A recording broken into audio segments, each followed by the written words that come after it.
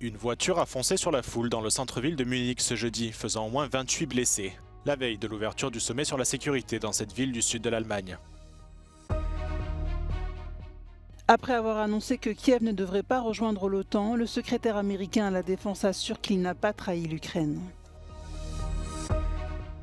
Le président du FPE d'extrême droite Herbert Kickl appelle de nouvelles élections en Autriche après l'échec des négociations de coalition entre son parti et l'EVP.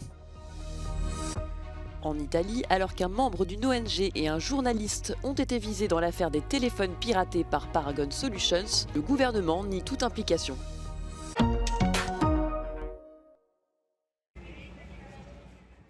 Au moins 28 personnes ont été blessées ce jeudi à Munich, après qu'une voiture a foncé dans une foule de manifestants dans le centre-ville.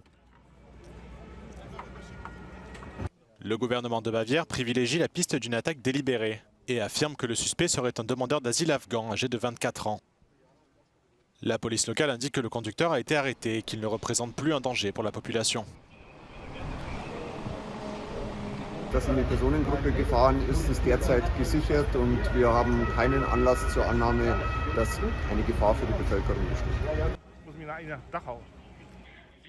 La manifestation faisait suite à un appel à la grève du syndicat allemand Verdi et la police enquête sur tout lien éventuel entre la manifestation et l'incident. Ce drame survient à la veille de la conférence de Munich sur la sécurité, qui débutera vendredi et accueillera plusieurs dirigeants mondiaux, dont le président ukrainien Volodymyr Zelensky et le vice-président américain J.D. Vance.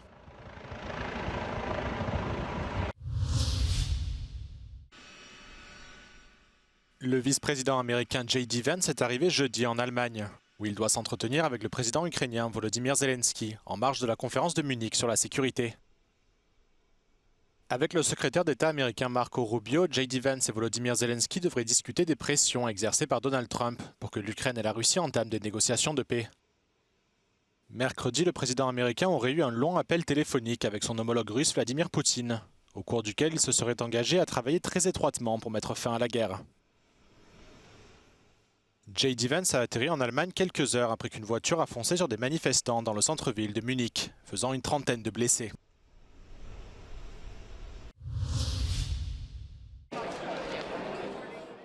Le secrétaire américain à la Défense se défend. Son pays n'a pas trahi l'Ukraine. Peu avant, Pete Hegseth avait annoncé que Kiev ne devrait pas rejoindre l'OTAN et qu'il appartenait à l'Europe de protéger l'Ukraine contre l'agression russe. À la veille d'une réunion avec les alliés de l'OTAN à Bruxelles ce jeudi, il a réitéré son appel à l'Ukraine, demandant à ses dirigeants d'abandonner tout espoir de reprendre les terres tombées aux mains des Russes. The United States, there is no betrayal there. There is a recognition that the whole world and the United States is invested and interested in peace, a negotiated peace. As President Trump has said, stopping the killing. And so that will require both sides recognizing things they don't want to. En réponse à l'annonce de l'administration Trump, le chef de l'OTAN a exhorté les alliés européens du groupe afin qu'ils augmentent de manière significative leurs propres dépenses de défense. We have to ramp up defense spending because we know we cannot protect ourselves 4 or 5 years from now if we don't. And also we need to ramp up defense spending because it is clear that the US rightly requires us to do more here on the European side and the Canadian side of NATO. It's only fair, it's only sensible. Pour les alliés de l'OTAN, l'Ukraine et l'Europe ne doivent pas être exclus d'un accord de paix, et ce, même si Donald Trump négocie en tête-à-tête avec le président russe Vladimir Poutine.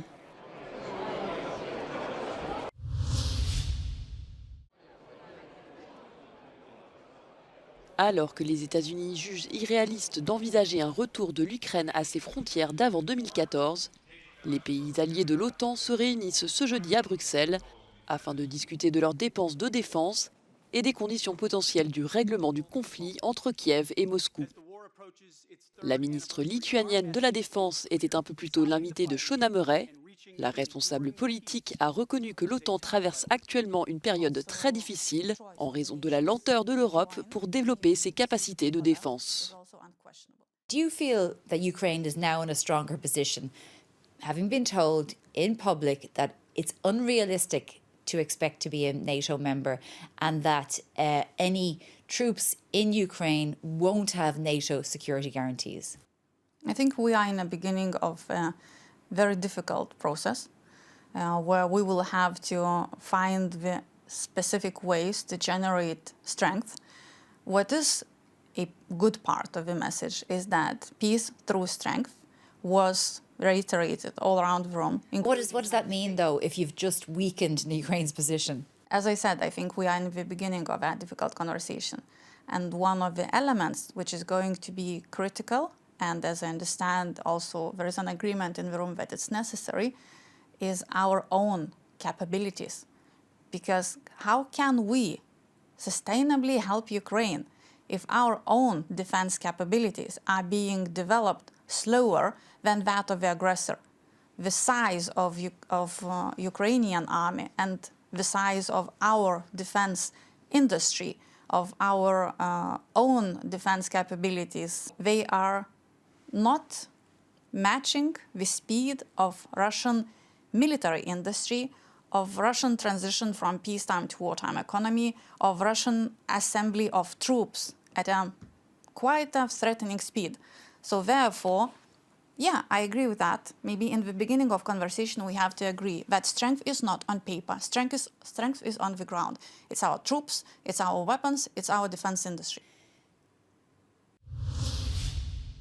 Entire agencies, many of them. Désormais chargé de couper les dépenses et réduire les coûts de l'État américain, Elon Musk, invité au sommet mondial des gouvernements à Dubaï, aux Émirats arabes unis, souhaite supprimer toutes les agences fédérales des États-Unis. We do need to delete entire agencies as opposed to leave part of them behind. Because if you leave part of them behind, it's easy. It's kind of like if leaving a weed. If you don't remove the roots of the weed, then it's easy for the weed to grow back. Le milliardaire a poursuivi son intervention en affirmant que les États-Unis donnaient davantage la priorité à la règle de la bureaucratie plutôt qu'à la règle du peuple.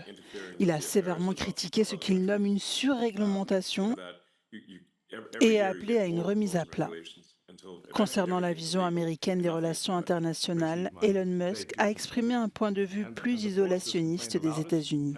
D'après lui, la nouvelle administration Trump est moins encline à s'impliquer dans les affaires des autres pays.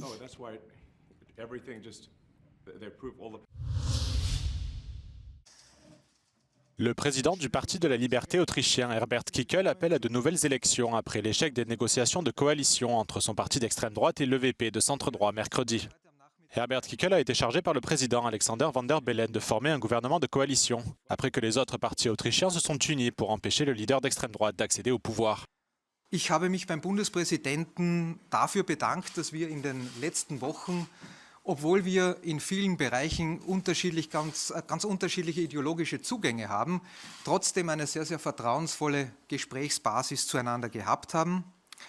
Und ich habe in diesem Gespräch dem Bundespräsidenten auch meine Meinung zum Ausdruck gebracht, dass es gut und dass es an der Zeit wäre, wenn vielleicht auch das Staatsoberhaupt jetzt die Variante einer raschen Neuwahl befürworten und damit unterstützen würde.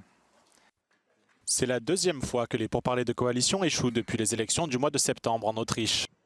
Würde ich sagen, ne? Das war ja ein Trauerspiel, was da abgegangen ist, bitte. Ja, ärgern tut mich trotzdem, weil die anderen haben 3 Monate gebraucht, haben nichts zusammengebracht und der hat gesagt, in einer Woche steht die Regierung und das stimmt auch nicht.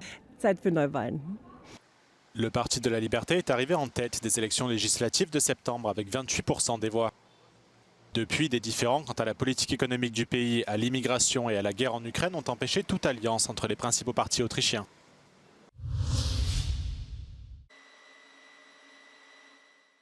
Le 31 janvier dernier, le service WhatsApp de Meta révélait que plusieurs dizaines de personnes à travers l'Europe avaient été la cible d'une vaste opération de piratage de téléphones portables menée par la société israélienne Paragon Solutions. Parmi les personnes visées en Italie, le membre d'une ONG d'aide aux migrants qui a fait l'objet d'une campagne hostile menée par Giorgia Meloni. Également concerné, le rédacteur en chef d'un média ayant mis à jour la persistance des références fascistes et nazies dans les sections de jeunesse du parti de la dirigeante. Io penso che invece gli interessasse il mio lavoro, il nostro lavoro. Dico nostro perché io penso di essere la backdoor, la porta di servizio che queste persone hanno usato per entrare dentro Fanpage, per sapere cosa stesse facendo Fanpage in qualche modo, per anticipare le nostre mosse in qualche inchiesta. Si le gouvernement italien a confirmé avoir passé un contrat avec Paragon Solutions afin d'obtenir des renseignements permettant de lutter contre le terrorisme et d'autres menaces pour la sécurité nationale, il se défend de toute implication dans l'affaire, la jugeant particulièrement grave, et a annoncé avoir activé l'agence de cybersécurité nationale sur cette question.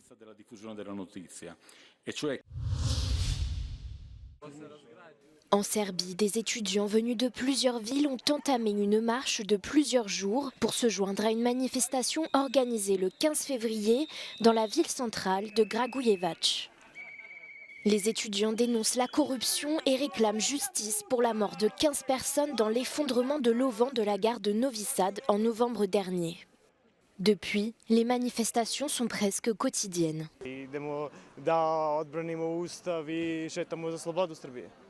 Ces manifestations ont contraint le Premier ministre serbe Miloš Vučević à démissionner. Selon l'ONG anticorruption Transparency International, le président Aleksandar Vučić a quant à lui approuvé la publication de nombreux documents sur la rénovation de la gare, même si certains documents ont alimenté les soupçons de corruption. En janvier, les étudiants ont effectué une marche de 80 km entre Belgrade et la ville de Novi Sad dans le nord du pays.